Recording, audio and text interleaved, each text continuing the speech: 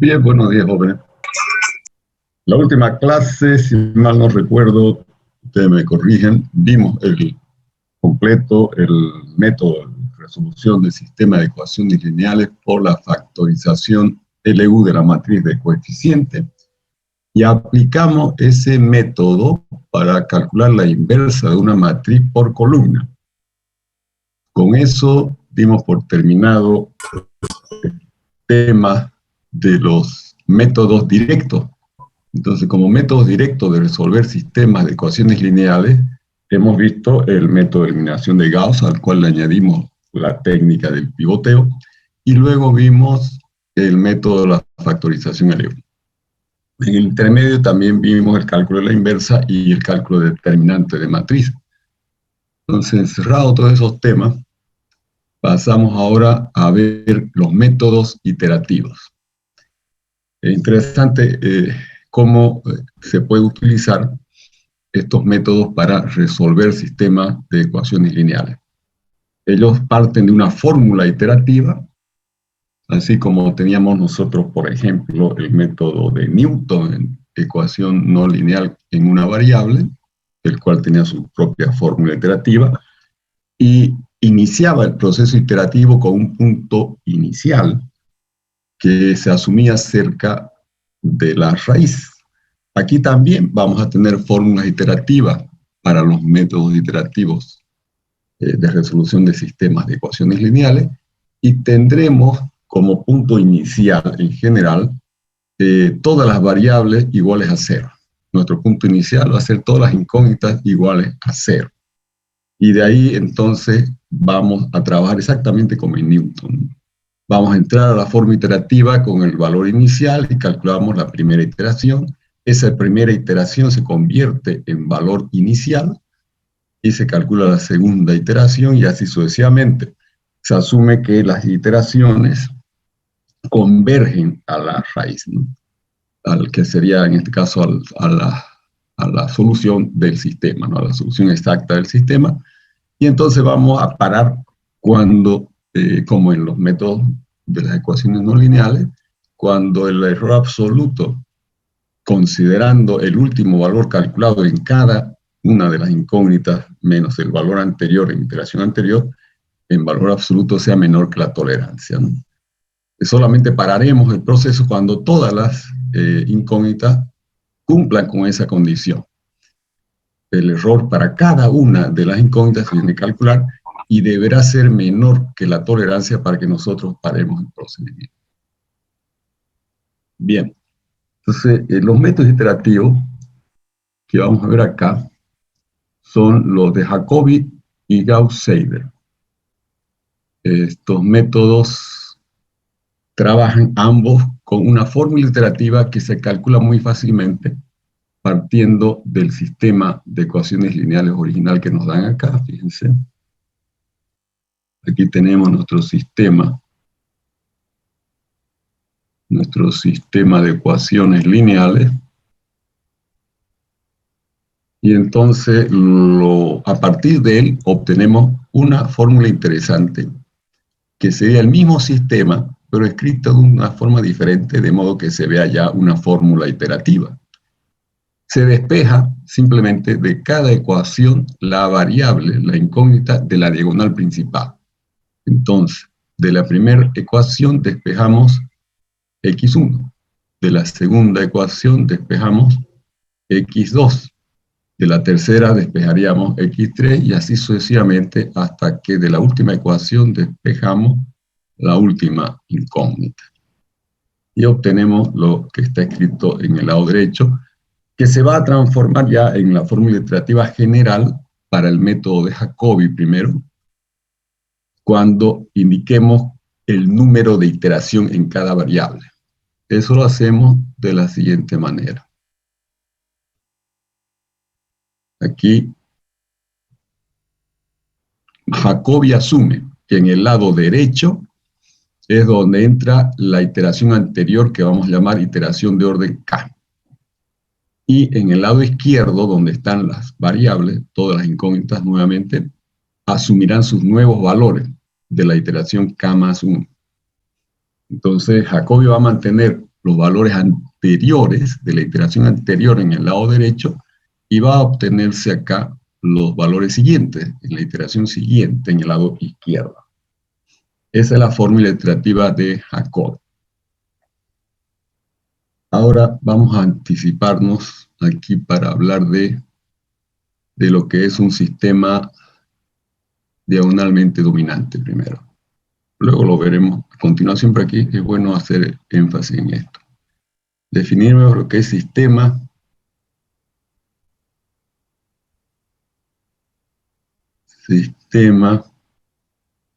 diagonalmente dominante.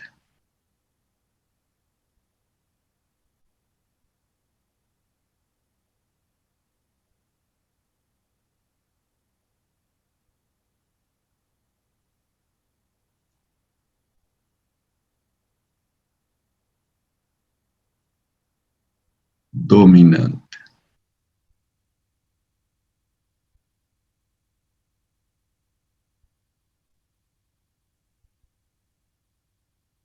Entonces, diremos que un sistema es diagonalmente dominante, por definición, cuando se cumpla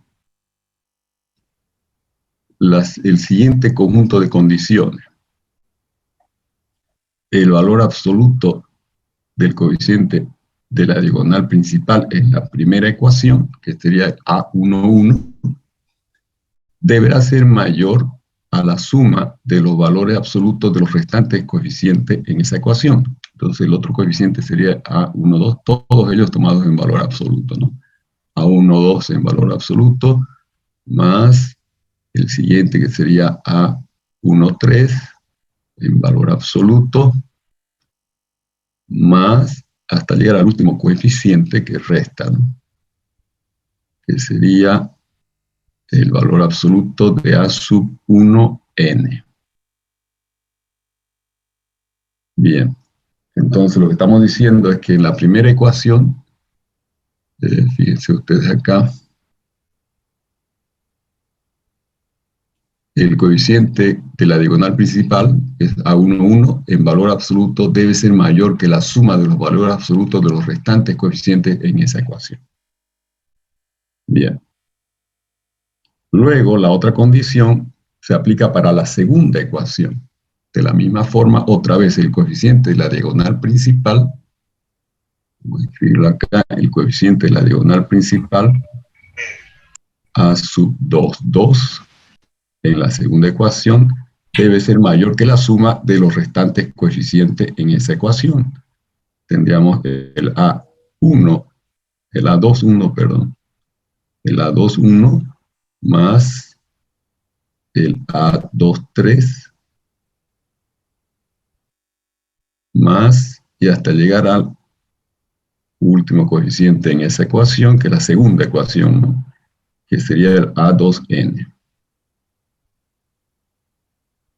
A2n en valor absoluto. Y así continuamos hasta establecer este tipo de condición para la última ecuación. En la última ecuación, el coeficiente de la diagonal es el coeficiente A sub n, ¿no? La enésima ecuación, en la enésima variable, es el ANN.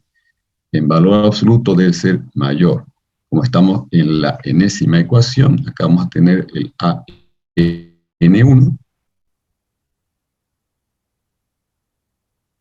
en valor absoluto más el siguiente en esa ecuación, que es el AN2, más el valor absoluto de los siguientes hasta llegar al último en esa ecuación, que sería el A sub n de la enésima ecuación, ¿no?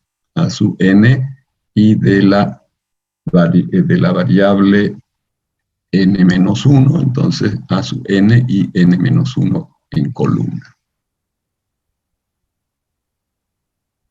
Bien, así se define el sistema diagonalmente dominante. Es aquel que cumple todas estas condiciones, no algunas de esas condiciones, sino todas las condiciones. Es que es importante que se cumplan todas las condiciones que he escrito ahí, del sistema.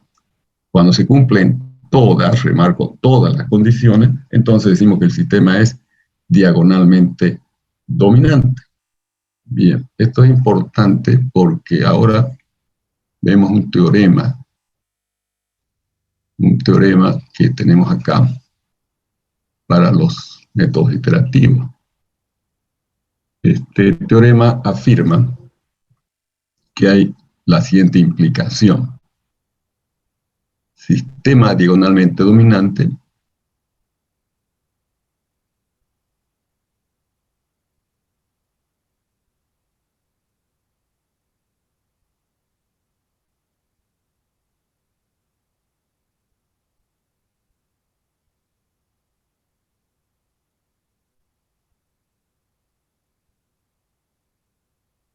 dominante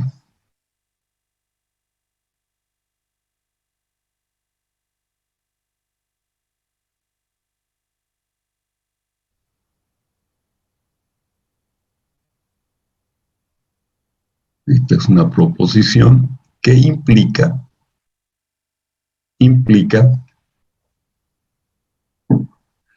que el método converge. El método iterativo, ya sea de Jacobi o de Gauss-Seidel, es cualquiera de los dos, vale para los dos métodos. Ese método va a tener convergencia en ese sistema. Converge.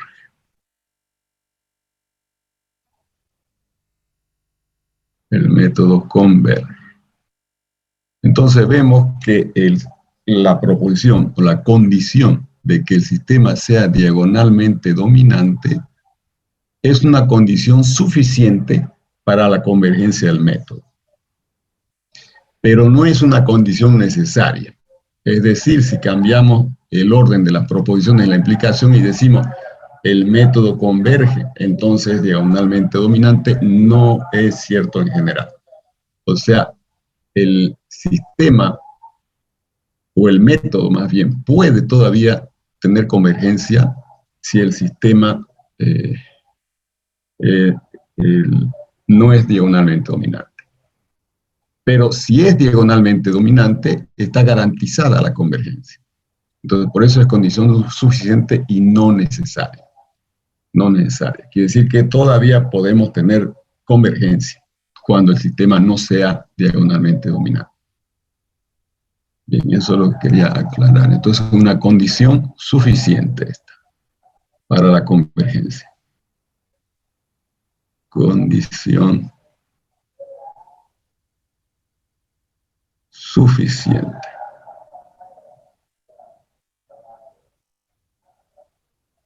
para la convergencia. Muy bien. Entonces ya tenemos una condición que la deberemos verificar en el sistema para ver si hay convergencia de antemano, ¿no? Ahora, si no se cumple todavía, podríamos intentar usar el método iterativo, pero ya no tenemos garantía de convergencia. Ese es el problema. Sin embargo, aquí aclaro que muchos de los problemas de ingeniería no son diagonalmente dominantes y sí tienen convergencia. Hay una condición que tiene que ver con los autovalores de la matriz de coeficiente. Eso ya teníamos que profundizar más en el álgebra lineal.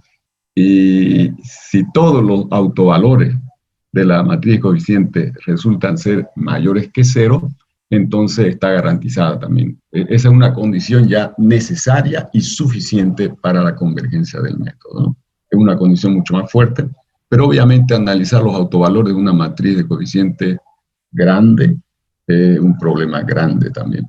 Entonces es más simple verificar esta de diagonalmente dominante. Si se cumple ya estamos tranquilos, seguro que hay convergencia. Y si no se cumple nos arriesgamos. Puede ser que haya convergencia o no haya convergencia. Bien. Esta es la fórmula iterativa entonces del método de Jacobi. Ahora Gauss-Seidel tiene la misma fórmula iterativa de base, o sea, es la misma fórmula en la cual el sistema se escribe despejando cada una de las incógnitas de la diagonal principal en el sistema en términos de las restantes. Solo que hay un cambio en el número de iteración en el lado derecho. Lo que observó Gauss-Seidel es lo siguiente. Nosotros siempre que utilizamos un método iterativo, estamos asumiendo que va a haber convergencia. Y si esto es así, entonces, en general se da que cada nuevo valor calculado, iteración mayor, va a ser más cercano a la solución que el valor anterior. Entonces, lo que dice Jacobi es lo siguiente: aprovechemos el procedimiento de Jacobi y comencemos con el cálculo de la iteración K más 1. Imaginemos que está entrando en el lado derecho las iteraciones K, y entonces son los valores anteriores que entran acá en el lado derecho. Y nos dan como resultado en la fórmula iterativa el siguiente valor de X1. En ese momento, entonces, yo tengo para X1 dos valores. Tengo el X1K, el valor anterior, y tengo el X1K más 1, el valor siguiente. ¿Cuál es mejor? Obviamente, el valor siguiente, ¿no? Este es el mejor. Este es el que está más cerca de la solución. Entonces, cuando yo ingreso en la segunda ecuación, no tengo ya por qué colocar acá el valor de X1 anterior. Si tengo el nuevo que está más cerca a la solución, entonces lo uso. Y ahí está la diferencia, ¿no? Cada valor de variable calculado en una ecuación anterior se sustituye en lugar del valor anterior en la siguiente ecuación. Entonces, el X1 anterior que tenía la fórmula de Jacobi acá, se cambia por el X1 siguiente, ¿no? Por la siguiente iteración que es mejor. Y así de esa manera, aquí ahora ya tendríamos, fíjense, una vez calculado el X2K más 1, tendríamos para X2 también dos valores. Tendríamos el valor anterior de X2, que es X2K, y ahora tenemos el X2K más 1. Tenemos el X2K más 1. ¿Cuál es mejor? Obviamente, el nuevo valor que acabamos de calcular en esta segunda ecuación, ¿no? Entonces, cuando vaya a la tercera ecuación, este sustituirá al valor de X2 y este sustituirá al valor de X1 en la tercera ecuación. Y así sucesivamente, ¿no? Cuando llegue a la última ecuación, ya tendré los valores nuevos de todas las variables. O sea, cuando yo llegue acá, ya habré calculado para cada una de las variables, habré calculado yo sus nuevos valores, ¿no? En este momento yo tendré el X1, K más 1, el X1K más 1, también tendré el X2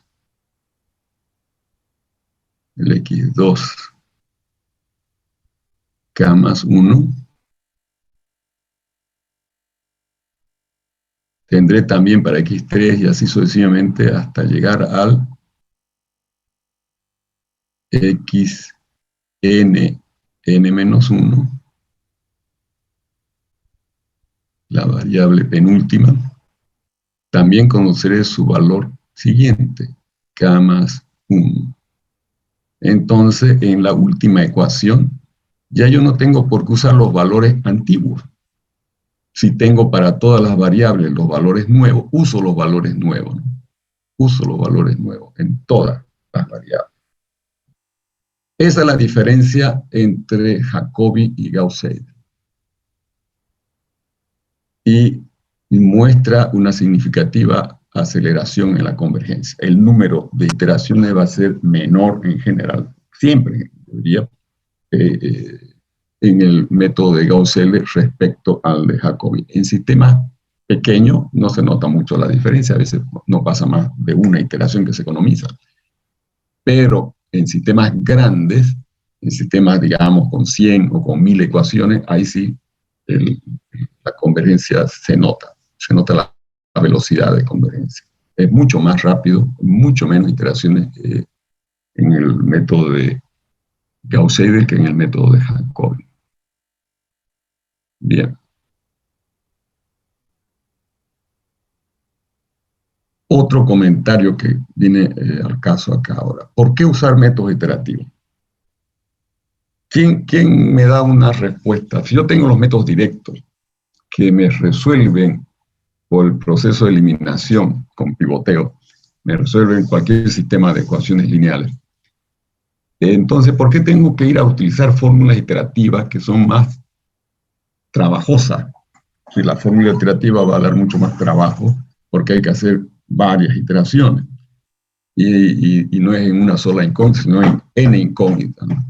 Entonces, ¿por qué tendría yo que usar los métodos iterativos? ¿Quién cree cuál sería la respuesta?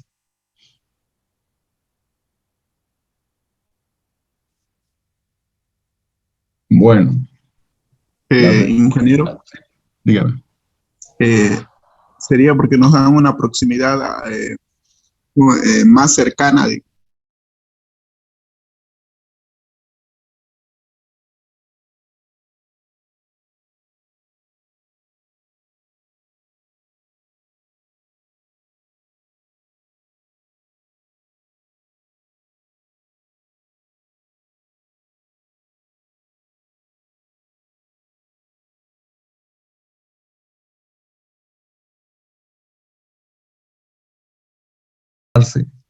¿Cuándo? Cuando todas las incógnitas den un error menor que la tolerancia. No una ni dos, sino todas las incógnitas. Entonces nosotros calcularemos el error, por ejemplo, el error absoluto. Y cuando ese error absoluto de menor que tolerancia, entonces paramos el sistema. Obviamente ya sabemos que el error absoluto lo tomamos tomando la diferencia entre el último valor calculado y el anterior en cada una de las incógnitas, ¿no? Entonces, una vez suceda eso, si fue la iteración x1 k más 1 que sucedió aquello, entonces la iteración k más 1, los valores de la iteración k más 1 serían los que se consideran los valores exactos dentro de la tolerancia que hemos predeterminado. Y ahí terminamos el procedimiento. Y acá está aclarado lo de sistema diagonalmente dominante, pero se lo quise escribir y explicar porque se graba más que cuando uno lo ve escrito directamente, ¿no? Aquí están todas las condiciones que deben ser cumplidas, las que habíamos comentado antes, ¿no? Para cada ecuación tenemos una condición y todas ellas deben ser cumplidas para que el sistema sea diagonalmente dominante.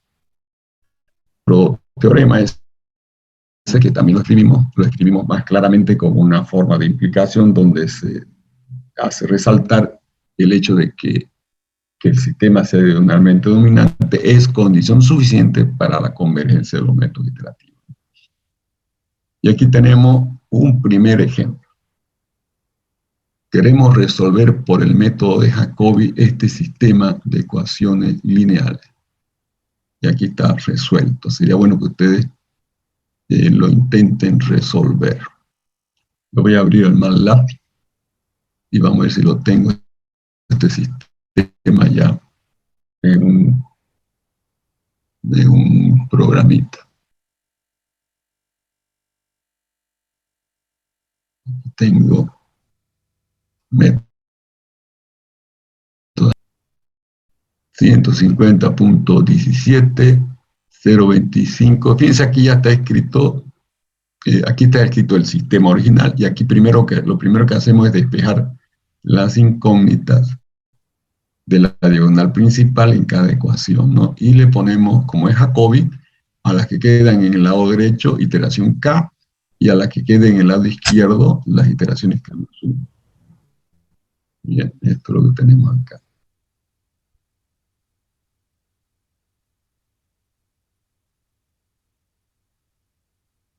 Entonces, veamos el código. Ya lo tengo aquí el código de Jacobi, ¿no?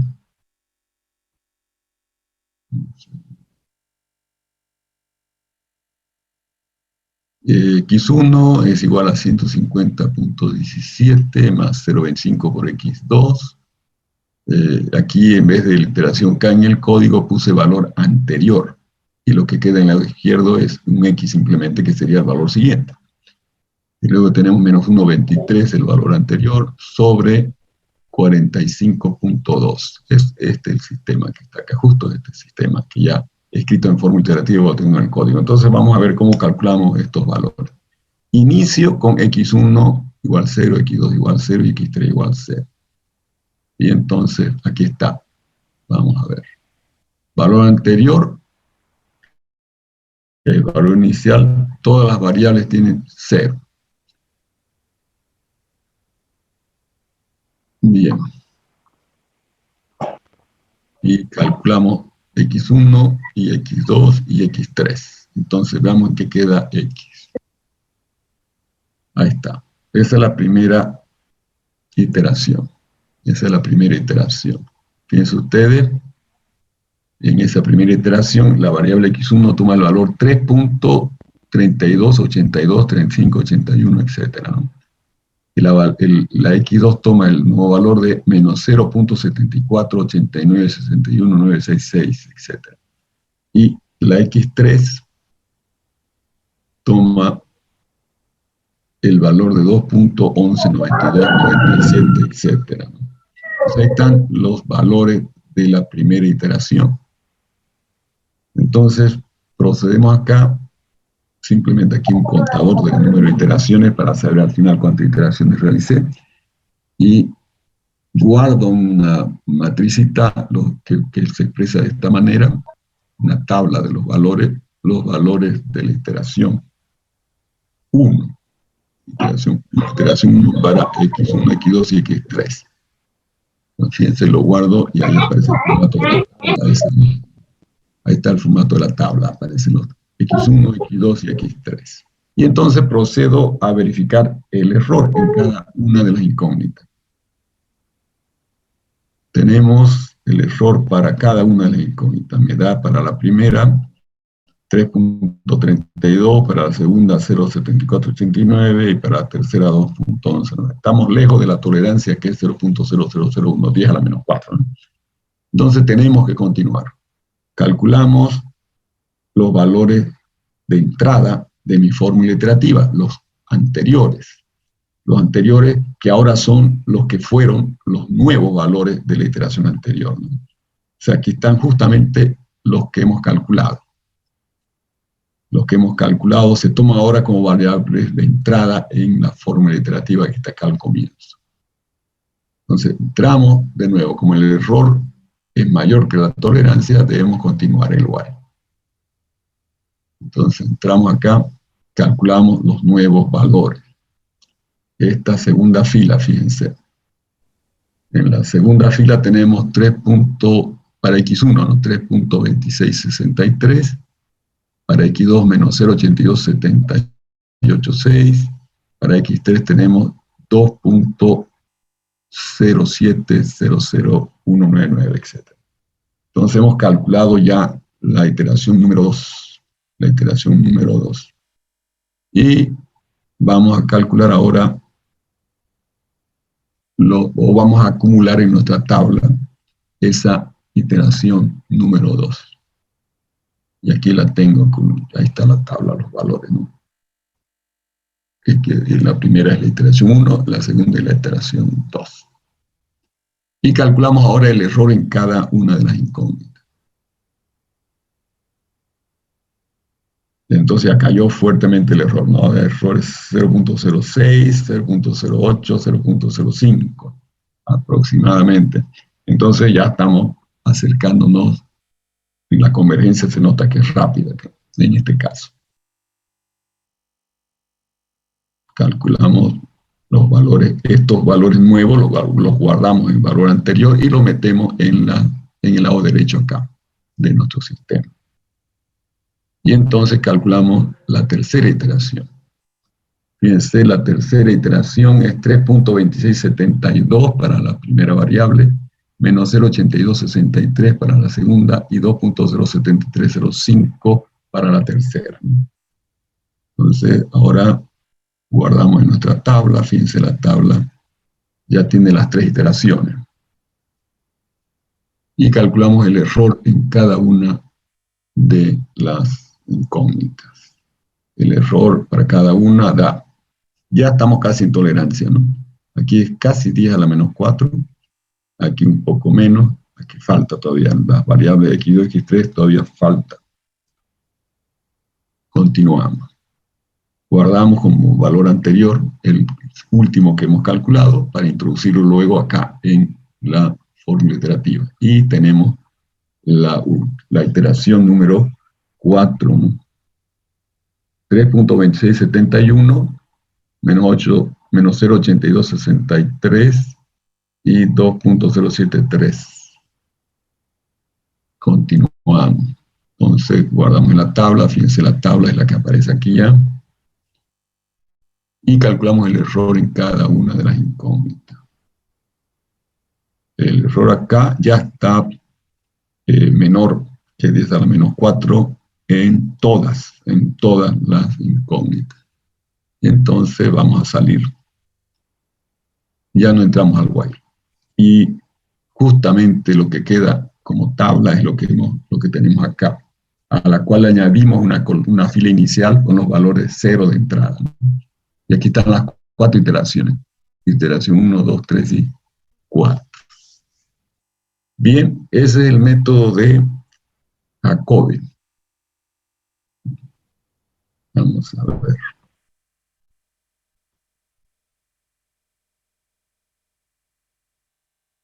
Queda 4 minutos. Podemos intentar con el método de Gauss-Seidel resolver el mismo sistema de ecuaciones. Fíjense, hubieron 1, 2, 3, 4 iteraciones en el método de Jacobi. Sería bueno que ustedes a mano con sus calculadoras verifiquen todos estos resultados por el método Jacobi. Ahora también vamos a hacer por Gauss-Seidel y también sería bueno que ustedes lo verifiquen. Voy a cerrar esto.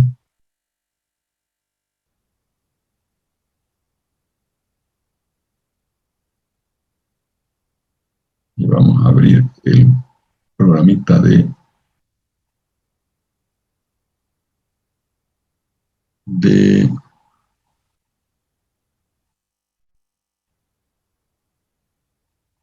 Gauss-Seidel. Aquí tenemos.